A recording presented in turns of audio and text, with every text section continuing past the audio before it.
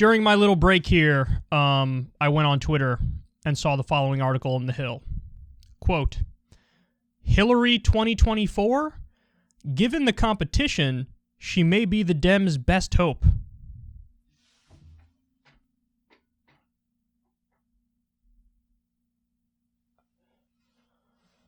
Bro, I can't do it anymore. I'm about to go into retirement at age 33. I can't. All right, let me read some of this to you. This is my first time reading it, by the way. I had only seen the headline to this point. There may be a rematch coming in 2020 in the 2024 race for the White House, but we're not talking, God help us, Biden-Trump 2. I love how this person, whoever wrote this dumb article, we already know it's dumb because of the premise of it, Joe Concha. By the way, he's a conservative, and he's on Fox News all the time. How are you with it enough to know that Biden versus Trump 2 is a nightmare, but you don't think Hillary versus Trump 2 is a nightmare? That's astoundingly dumb. Okay, let's continue. Instead, 2016 Democratic nominee Hillary Clinton is an interesting prospect to consider when looking for a viable candidate, particularly if an 80-something President Biden decides not to seek a second term. And why would he? Just 22% of voters want him to seek a second term. It doesn't get much better when polling only Democrats, where just 36% want to see the president run again. With that juggernaut candidate named someone else coming in first with 44% support. You're citing all the bad poll numbers for Biden. Hillary also has terrible poll numbers. Now, maybe they're higher than Biden's, but the second she starts to publicly speak, they will plummet. And also, on what planet is she a viable or good candidate when all she does is lose? All she does is lose, lose, lose, no matter what. That's what she does. By the way, this article might not be like, oh, I'm going to give what I think is good advice. This guy's a conservative. So he's probably trying to say, yeah, why don't you guys run Hillary? That's a great idea. Knowing that Trump would be a favorite again in a rematch versus Hillary. Okay. The Democratic bench is about as deep as the New York Jets these days. Vice President Harris, she's a 28% approval rating. True. Former New York Governor Andrew Cuomo, no longer governor and thoroughly disgraced. True. California Governor Gavin Newsom, he had to spend major time and resources just to avoid being ousted in a deep blue California during a recall election earlier this year. True. Transportation Secretary Pete Buttigieg, not even 40%, and he has a supply chain crisis on his resume. Senator Bernie Sanders, Senator Elizabeth Warren, Senator Cory Booker.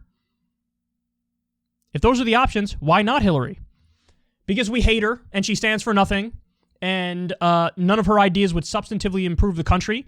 She's just a repeat of Bill Clinton, and a repeat of Barack Obama, and a repeat of Joe Biden, namely a neoliberal corporatist who barely wants to even do tweaks around the edges at a time where we need a brand new FDR to usher in a New Deal era, to bring about policies that really facilitate a better country and give people a fighting chance. Universal health care, free college, eliminating student loan debt, child care, elder care.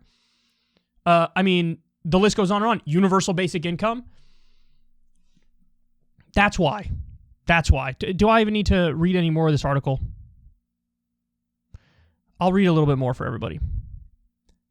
Hillary's 74 years old, which is like being bathed in the fountain of youth compared to Biden, and she's still stunned 5 years later that she actually lost to Donald Trump. In fact, she sounds no different than Trump in constantly complaining about all the reasons she lost and that, well, the election was stolen by Trump and the Russians anyway. Yeah, that's a reason to have her not run again, not to have her run again. That type of rhetoric is a big no-no for Trump, but A-okay if Hillary or Stacey Abrams does it. Rules are rules. Are we going to give in to all these lies and this disinformation and this organized effort to undermine our rule of law and our institutions, or are we going to stand up to it? Clinton recently warned regarding the possibility of Trump taking back the White House. And yes, that's a real possibility. Several recent polls have Trump topping Biden in a hypothetical 2024 contest, which is stunning considering that the Democrat received more votes last year than any other presidential candidate in American history, 81 million.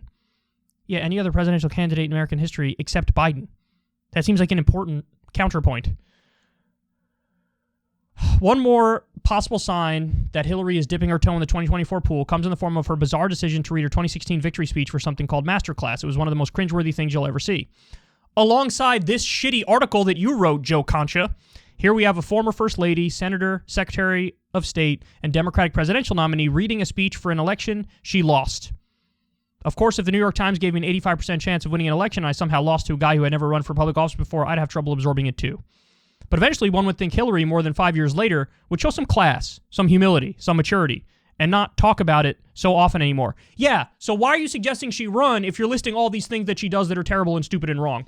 Instead, here she is, a losing candidate reading a 5-year-old victory speech, and in case you're asking if any losing presidential candidate had done anything like that before, the answer is no. Okay. This goes on. This is the dumbest thing I've ever heard. Here's my conclusion on it. Joe Concha is not seriously giving advice as to, hey, this might work for the Democrats. No, he's a conservative. He's a Republican. So what he's doing is he's saying, hey, why don't you guys run this one because you'll be better off? Huh? When in reality, he knows that she's a phenomenally weak candidate, and I think Hillary would fare just as well as a Biden in a second run, or maybe slightly better, or maybe slightly worse, but it's similar because they stand for the same thing, and they're both disliked. So, and he runs through the list of the potential people who might run, or who are, you know, who are considered. Now, here's the reality.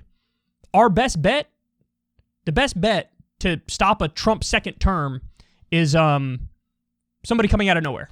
Some Democratic senator or governor who's half decent coming out of nowhere, who's both charismatic and likable and half decent on policy. So, like, my big hope, and maybe it's pathetic because I know that soon as these people open their mouth, soon as I go through their voting record with a fine-tooth comb, I'll find 4 or 5 things I hate. But my big hope is that either Warnock or John Ossoff, one of those two, is doable. That sounded vaguely sexual and weird. Is acceptable. Is not bad on policy. And look, they're from a traditionally red state, and they haven't gone full Joe Manchin, and they haven't gone full Kyrsten Sinema, which is a great sign, okay? But one of them, maybe you hope you give Sherrod Brown some Adderall and try to make him twice as interesting, and then maybe he has a chance, and he's not terrible on policy. But our only hope is an 08 type scenario where somebody sort of comes out of nowhere. Obama sort of came out of nowhere in 08. He had a little bit of a public profile because of a speech he'd given in 04, but in 08, he did sort of come out of nowhere, and everybody was already anointing Hillary, and Obama took him down. That's what we have to hope for the next election with some out-of-nowhere Democrat who's charismatic and half-decent on policy. So, shit, the idea of Hillary again. I had PTSD just reading the title. Hey, y'all, do me a favor and like and subscribe. It helps out big time in the algorithm. Click the bell as well for notifications when videos drop, and watch that video on screen right now. You know you want to.